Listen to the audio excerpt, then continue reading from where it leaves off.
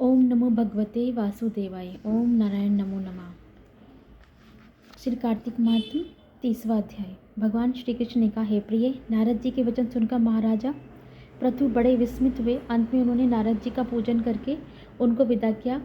इसलिए माँ कार्तिक और एकादशी, यह 3 व्रत मुझे अत्यधिक प्रिय हैं। वनस्पतियों में तुलसी, महीनों में कार्तिक, तिथियों में एकादशी और क्षेत्रों में श्री कार्तिक मुझे बहुत प्रिय हैं। जो प्राणी जितेंद्रिय होकर मुझे बहुत इनका सेवन करता है, वह यज्ञ करने वाले मनुष्य से भी अधिक प्रिय लगता है। जो प्राणी विधि से इनकी सेवा करते हैं, उनके मेरे अनुग्रह से सब पाप दूर हो जाते हैं। भगवान कृष्ण के वचन सुनकर सत्यभामा ने कहा, हे नाथ, आपने यह बात बड़ी आश्चर्यजनक कही है कि दूसरे के लिए पुण्य के फल से कला की मुक्ति हो गई। यह प्रभावशाली कार्तिक मास आपको अत्यधिक प्रिय है कि जिसे प्रतिद्रोह का पाप केवल स्नान के पुण्य से ही नष्ट हो गया। दूसरे मनुष्य के द्वारा किया हुआ पुण्य उनके देने से कैसे मिल जाता है, यह आप मुझे बताइए। तब भगवान कृष्ण ने कहा, बिना दिया हुआ पुण्य और पाप जिस क्रम द्वारा मिलता है सो सुनो। सतयुग में देश, ग्राम तथा कुलों को दिया हुआ पुण्य या पाप मिलता था, किंतु कलयुग में केवल कर्ता को ही पाप और पुण्य का फल भोगना पड़ता है। संसर्ग न करने पर भी वह व्यवस्था की गई है और संसर्ग से जैसे पाप व पुण्य दूसरे को मिलते हैं, उसकी व्यवस्था भी सुनो। पढ़ाना, यज्ञ कराना और एक साथ भोजन करने से पाप पुण्य का आधा मिलता है। एक आसन पर बैठने तथा सवारी पर चढ़ने से, श्वास के आने जाने से पुण्य व पाप का चौथा भाग प्राणी मात्र को मिलता है। स्पर्श करने, भोजन करने और दूसरे की स्तुति करने से पुण्य और पाप का 6वां भाग मिलता है। दर्शन करने, सुनने तथा ध्यान करने से मनुष्य को पुण्य और पाप का 10वां अंश मिलता है।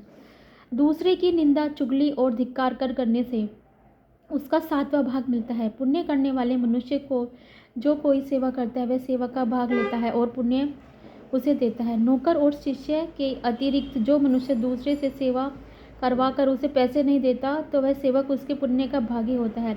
पंक्ति में बैठे हुए भोजन करने वालों की पत्तल जो व्यक्ति लांघता है, वह उसे, जिसकी पत्तल उसने लांघी है, उसे पुण्य का 6वां भाग देता है। स्नान तथा ध्यान आदि करते हुए मनुष्य जो व्यक्ति बातचीत करता है या उसे स्पर्श करता है, वह अपने पुण्य का 8वां भाग उसे दे डालता है। जो मनुष्य धर्म के काम के लिए दूसरों से धन मांगता है, पुण्य का भागी होता है।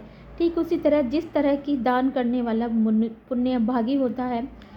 जो मनुष्य धर्म का उपदेश करता है और पश्चात श्रोता से याचना करता है, वह अपने पुण्य का 6वां भाग उसे देता है। जो मनुष्य दूसरों का धन चुराकर उससे धर्म करता है और चोरी का फल भोगता है, शीघ्र ही वह निर्धन हो जाता है। जिसका धन चुराता है, वह पुण्य का भागी होता है। बिना ऋण के उतारे जो मनुष्य मर जाते हैं, उनका ऋण देने वाले सज्जन पुण्य के भागी होते हैं। शिक्षा देने वाला, सलाह देने वाला, सामग्री को जुटाने वाला तथा प्रेरणा देने वाला, यह पाप और पुण्य के 6ठे भाग को प्राप्त करते हैं। राजा के पाप पुण्य के षष्ठांग का भोगी होता है। गुरु शिष्यों का, पति पत्नी का, पिता पुत्र का, स्त्री पति के लिए पुण्य का 6वां भाग पाती है। पति को खुश करने वाला आज्ञाकारी स्त्री पति के लिए पुण्य का आधा भाग ले लेती है। जो पुण्यात्मा पराये लोगों को दान करता है, वह अपने पुण्य का 6वां भाग प्राप्त करता है। जो जीविका देने वाला मनुष्य जीविका ग्रहण करने वाले मनुष्य के पुण्य के 6ठे भाग को प्राप्त करता है। इस प्रकार दूसरों के लिए पुण्य अथवा पाप बिना देने के भी दूसरे को मिल जा सकते हैं, किंतु यह नियम जो कि मैंने बतलाए हैं कलयुग में लागू नहीं होते। कलयुग में तो एकमात्र कर्ता को ही अपने पाप व पुण्य भोगने पड़ते हैं। इस संबंध में एक बड़ा पुराना इतिहास जो कि पवित्र भी है और बुद्धि को देने वाला भी है, कहता हूँ, ध्यान से सुनो। ओम नारायण नमो नमः। ओम नारायण नमो नमः। 30वां अध्याय खत्म। श्री कार्तिक मास 31वां अध्याय।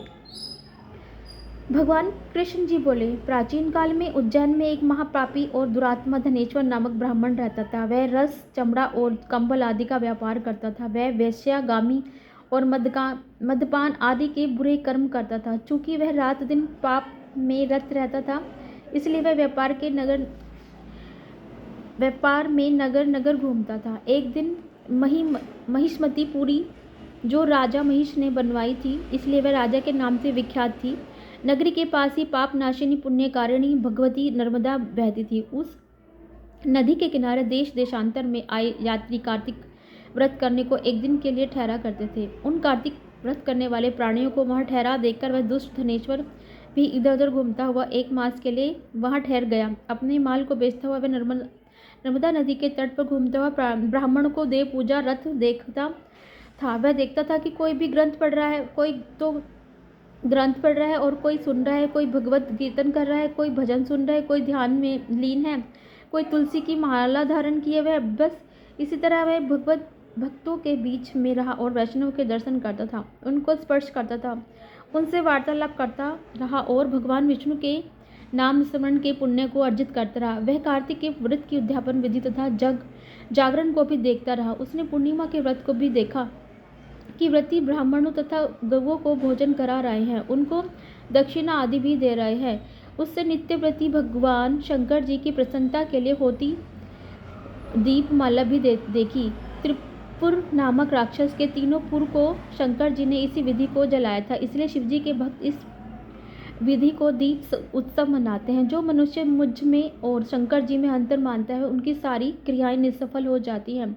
धनेश्वर वहां की पूजा विधि देखता हुआ इधर उधर घूम रहा था कि उसे काले सर्प ने काट लिया और वह भूमि पर गिर पड़ा। उसकी यह दशा देखकर वहां के दयालु भक्तों ने उसे चारों ओर घेर लिया और उसके मुंह पर तुलसी दल मिश्रित जल के छींटे देने लगे।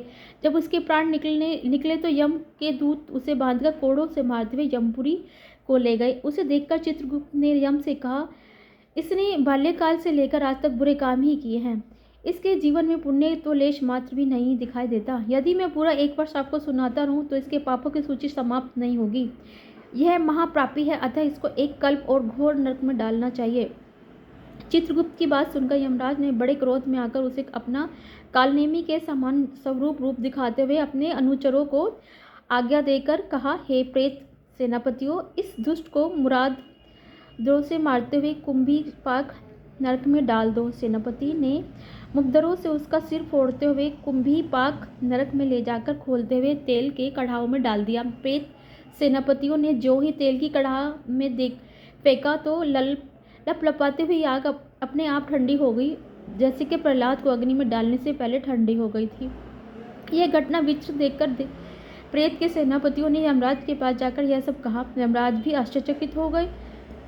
धनेश्वर को अपने पास बुलाकर स्थित विचार करने लगे। उसी समय नारायण नारायण कीर्तन करते हुए देवऋषि नारद जी भी वहां आ पहुंचे और यमराज से कहने लगे, हे यमराज, यह ब्राह्मण नरक में डाले जाने के योग्य नहीं है, क्योंकि इसने अंत समय में कुछ शुभ कार्य किए हैं जो कि नरक यातना को नष्ट करने वाले हैं। जो लोग भगवत भक्त का दर्शन करते हैं, उनसे वार्तालाप करते हैं और उनका स्पर्श करते हैं, उन्हें चाहे उन्होंने कोई पुण्य कर्म किया हो या न हो, सहज ही स्वर्ग के अधिकारी हो जाते हैं। अतः धनेश्वर भी पुण्य आत्माओं के संग व स्पर्श से स्वर्ग का अधिकारी हो गया है। अतः यह पुण्य आत्मा है, इसे यक्ष योनि दो और केवल इसे पाप भोग करने वाले नरक दिखा दो। भगवान कृष्ण ने कहा। जब नारद जी ऐसा कहकर चले गए तो धनेश्वर को पुण्य आत्मा समझाते हुए यमराज ने दूतों को उसे नरक दिखाने की आज्ञा दी। ओम नारायण नमो नमः, ओम नारायण नमो नमः। 30वां अध्याय समाप्त। श्री कार्तिक मास 32वां अध्याय। भगवान श्री कृष्ण ने कहा, प्रेतपति यमराज की आज्ञा से धनेश्वर को नरकों के पास ले जाया गया और उसे दिखाता हुआ कहने लगा, हे धनेश्वर, इस भयंकर नरकों को देखो जिसमें कि पापियों को यम के दूत सदा ही दुख देते हैं। यह देखो, यह तत्ववाचुक नामक नरक है, जिसमें देह जलने का कारण पापी विलास कर रहे हैं। भोजन के समय जो प्राणी भूखों को भोजन नहीं देते वे बार बार नरक में डाले जाते हैं। वह मनुष्य जो गुरु अग्नि ब्राह्मण गो वेद राजा उनको लात मारते हैं, वह भयंकर नरक अतिशय पापों के करने पर मिलते हैं। अब देखो, यह दूसरा अंधकमिश्र नामक नरक है। हे ब्राह्मण, सुई की भांति मुख वाले तो तमोत नामक कीड़े इन पापियों को काट रहे हैं। इस नरक में दूसरों का दिल दुखाने वाले पापी गिराए जाते हैं। अब यह तीसरा कृक नामक नरक भयंकर नरक है। इस नरक में पापी आरे से चीरे जाते हैं। यह नरक भी अस्थि मत्र वर्ण आदि भेदों से 6 प्रकार का है। इसमें स्त्री तथा पुत्रों में वियोग कराने वाले पापियों को कढ़ाई में पकाया जाता है। जो प्रियजनों का विछोह कराने वाले मनुष्य भी असीमत्र सभी तलवार की धार से काटे जाते हैं और कुछ भेड़ियों के डर से भाग जाते हैं। अब तुम यह चौथा नरक देखो, इसका नाम है अर्गल। इसमें पापी लोग तरह तरह से चिल्लाते हुए इधर उधर भाग रहे हैं। यह नरक भी वध आदि वेदों से 6 प्रकार की है।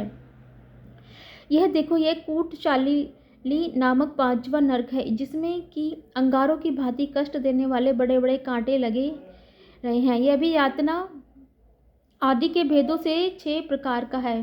पर स्त्री गमन करने वाले पापी इस नरक में पकाए जाते हैं। देखो, यह उल्वण नामक 6ठा नरक है, जिसमें कि सिर नीचे करके पापियों को पकाया जाता है। जो लोग भक्षाल्य का विचार नहीं करते, दूसरों की निंदा और चुगली करते हैं, उनको इस नरक में डाला जाता है। देख लो कि ये लोग किस तरह से चिल्ला रहे हैं। दुर्गंध भेद से यह नरक भी 6 प्रकार का है। यह देखो, 7वां कुंभी पाक नामक का नरक, यह बहुत ही भयंकर है। हे ब्राह्मण, यह 6 प्रकार का है। इसमें महापातकी लोगों को पकाया जाता है। इस नरक में हजारों वर्ष तक यातना भोगनी पड़ती है। यही रौरव नरक है। इच्छा रहित जो पाप किए जाते हैं वह सुखी, और इच्छा पूर्वक हो जो पाप किए जाते हैं वह पाप आर्ध कहलाते हैं। इस प्रकार शुष्क या आर्द्र भेदों से यह पाप 2 प्रकार के होते हैं। इनके अतिरिक्त और भी पृथक पृथक 84 प्रकार के पाप हैं। अप्रीण, पांडक, कते, मलीकर्ण, जाति भक्षण, उपाय, अतिपाप, महापाप, यह 7 प्रकार के पातक हैं। जो जीव जैसा कर्म करते हैं वह उन 7 नरकों में अपने पाप कर्मों के अनुसार पकाए जाते हैं। तुम्हारा क्योंकि जो जीव जैसा कर्म करता है उनको 7 नरकों में अपने पाप पुण्य के अनुसार पकाया जाता है। तुम्हारा चूंकि कार्तिक व्रत करने वाले प्रभु भक्तों से प्राय मेल जो रहता है, उसके पुण्य प्रभाव से तुम्हारी नरक यातना दूर हो गई है। भगवान कृष्ण ने कहा, इस प्रकार प्रेतपति ने धनेश्वर को इस प्रकार के नरक दिखाने के बाद यह यक्ष लोक में ले जाकर उन्हें वहाँ का राजा बना दिया। वहाँ पर उनका नाम धन यज्ञ हुआ और कुबेर जी का सेवक बन गया। बाद में महर्षि विश्वामित्र जी ने उनके नाम पर तीर्थ बनाया। हे राजन, कार्तिक मास का व्रत महाफल का दाता है। इसके बराबर कोई दूसरा पुण्य काम नहीं है। जो व्रत करता है, उस व्रत करने वाले का दर्शन करता है, उसे अवश्य मुक्ति मिलती है। ओम नारायण नमो नमः।